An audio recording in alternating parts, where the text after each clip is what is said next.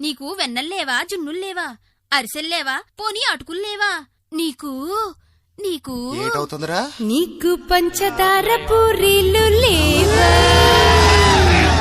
నీకు మిరపకాయ బజ్జీ